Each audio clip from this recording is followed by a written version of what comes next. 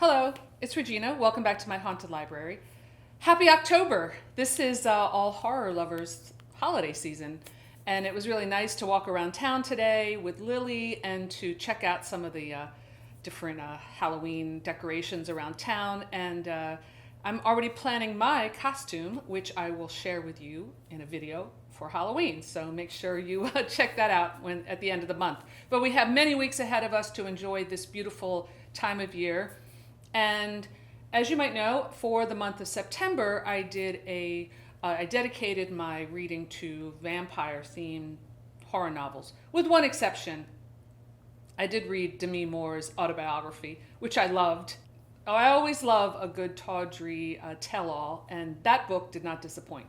But getting to the vampire stuff. So I read 4, but I'm not quite finished, vampire-themed books. And I think 4 was pretty good. Usually I actually read more in a month, but this was a really busy month for me work-wise, and I just put my new book out, which I'll do a separate video about. But let's get on to the vampy stuff. So I read 4 books, and the first one was Children of the Night by Dan Simmons, which I did a separate review on, and I really liked this one a lot. And then I found out that Dan Simmons, this was through Sephora Giron, a booktuber that I like a lot. She's also a horror writer who did a video about Dan Simmons getting into trouble with his opinions on Twitter or something. And she raised the good point of, do you stop reading an author because you disagree with their politics or whatever? Well, I don't. So I will continue to read Dan Simmons because I think he's a damn good author. The next book I read was The Hunger by Whitley Strieber. This is a nice hardbound copy I have that is signed by the author. I don't think you can see it, but this is a really nice copy. And speaking of Whitley Strieber, I wanted to thank Ed Lorne for sending me this copy of The Greys. This is another one of his UFO books, and I believe this is a fictional account. I don't know. I still have to go back and read his Communion and these other books, but thanks, E. I also got this on eBay. The Wolfen, which was a very popular book and film when I was a kid. So maybe I'll do like a werewolf-themed read-along or something. I think that would be fun. So I read those 2, and I like them both. I like The Hunger more, I think. I love the movie with David Bowie and Catherine Deneuve and Susan Sarandon. I rewatched that. And I think it was on Shudder. I don't know. I subscribe to Shudder, which is a great streaming service for people who love horror. I may have seen it there, or maybe on another one. I don't know. I have Netflix. I have almost all of them. It's terrible. So The Hunger, the book is great. I really love the way he writes. I really, really got into the character of Miriam, the vampire, the ancient vampire, going back to like the Egyptian times. And I know there's, I think, 2 other books that are part of that series. I definitely will continue reading those. I loved it. Of all the books I read so far this month, that one was my favorite. I also read on Kindle The Strain by Guillermo del Toro. I hope I didn't butcher that name. And Chuck Hogan. I was a little bit disappointed only because I think I just have trouble, and I've said this before, of getting into a book that has so many characters that I really don't know who I'm like with. And once I start following one character I really love, it switches to someone else. Now, even if you have 2 or even 3 characters, I can kind of follow that and get into that. I've read plenty of books like that, and it's fine. But this has so many characters, and so many characters that I didn't really care about, that I found myself growing impatient with this book. So there are some scenes in this book that are like mind-blowing and really scary and very cool. But like I found that they were more like scenes. The cohesive whole, for me, wasn't there. Other people love this book. I know it's part of a series. It's also a television series. Just out of curiosity, I hadn't seen it, but I watched the first episode. And it was really good. And it actually helped me kind of visualize the book better. And I love the concept of the airplane, the dark plane, this landing at JFK, and it's just dead and filled with dead bodies. And it's really reminiscent, and I'm sure it was an homage to Bram Stoker's Dracula, with the ship that arrives when the captain is dead, tied to the wheel, and there's just rats and dirt, and of course Dracula.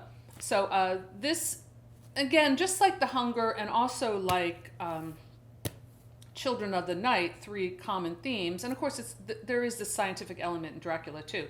We get into these the science theory of what this thing is. In The Hunger, the vampire was, through this examination of this blood abnormality, it's discovered that the vampire is just like a completely different species. And that's been explored in other vampire lore as well, that they appear human, but they're really not. And in The Strain, it does a similar thing where there's the Center for Disease Control, and they're trying to figure out what this is. So overall, I mean, it wasn't a bad book. I gave it 3 out of 5 stars, but I just didn't love it as much as I hoped I would. And then the third book that I'm still reading this. I'm about a quarter way in, and I'm really loving this so far. Is this Necroscope by Brian Lumley. This book I found at a lovely secondhand bookstore in South Jersey, and then I found the rest of the series, a different kind of printing, but still cool, at the Christian thrift store. So if it continues as good as it's been so far, I probably will continue reading this series. I really love it. Unlike The Strain, this is really getting into the characters in depth. And it's basically about 2 characters. One is a young boy who's the necroscope. He's able to speak to the dead. And there is a vampire, and I've just seen a little bit of glimpse of this vampire character. And then there's a necromancer who's able to communicate with the dead through some very graphic eviscerations, where he's like got his hands in the body and kind of, feeling it and breathing in all this viscera. It's quite interesting. So this is very cool, and I really love this copy. So that has been my vampire adventure so far, and there's so many more vampire books that I want to read, and I definitely am going to read I Am Legend next. I might continue reading vampire books into October. I probably will, and intersperse them with some other books. But I did go to the my favorite secondhand bookstore yesterday, and lo and behold, I picked up some other vampire books and some other things. So I'm going to share a short mini haul right now. This one I actually got on Amazon, and it's called The Jersey Devil by Hunter Shea. I don't know if I'm pronouncing his name correctly, but this was just kind of a random discovery on Goodreads, and I think it's because he reviewed Necroscope. So that's how I made the connection. And I've always wanted to read a book about the Jersey Devil, because this is a true story. I think I actually saw the Jersey Devil back in the early 80s. I'm going to tell you that story when I read and review this book. So just bear with me on that one. It's an interesting story. So what else did I get from the bookstore? So this is called Swan Song by Robert R. McCammon. This looks like some major read. I think it's like a post-apocalyptic story, because somewhere I read it was compared to The Stand. I don't know, it looks like a seminal work. So if any of you guys have read this, let me know if it's really good and what you think. Some other things I picked up. The Vampire's Secret by Raven Hart. This just looks like a cheap paperback. Could be good, could be not so good, you never know. This is called The Need by Andrew Niederman. That's a familiar name. He's written, I think he wrote the V.C. Andrews books, if I'm not mistaken, after she passed away, or at least some of them, and he has a whole slew of horror and other kinds of books that he's written himself, and I have many of them. So yeah, maybe I'll just get it, pull out a Niederman every once in a while. This is something I found on eBay. Oh, geez, I just messed up the corner. There goes the value. This is called Vampire Junction by S.P. Somto. Somto? Very cool cover. Anything that combines, horror with rock and roll, I am totally there. I definitely have to read that. I have so many books. How am I going to read all these books? I don't know. I try not to pressure myself too much with that. And just say, read how you read. And if you read 4 books a month, that's pretty good. This is called Sisters of the Night 18 new and original stories about female vampires and their prey. That looks pretty cool and looks like a short read. I do love short stories, so this might be a good thing to just kind of have by the bed. And this is called Night Prayers, a vampire novel by P.D. Kasek. And that looks good. And then in the little library in my town, I found something really special. This is a pretty hefty academic tome, Religion and the Decline of Magic by Keith Thomas. But it looks, and it's pretty long, it's pretty heavy. This is a nice copy with a dust jacket.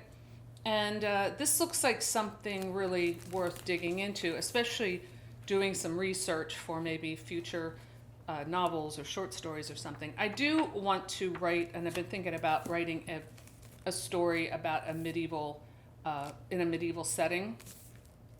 So this kind of book probably would really come in handy with that. So those are all my vampire finds and also the books that I read. I will probably do a review on Necroscope when I finish it and let you know what I think about that. And again, if you've read any of these books, either the ones that I've read or the ones that I've hauled, let me know in the comments below if what you thought of them, and if there's any that you think really should be moved to the top of the stack. I would love to know. So that's all I have for today. Thanks for stopping by my haunted library, and I'll see you soon. Bye.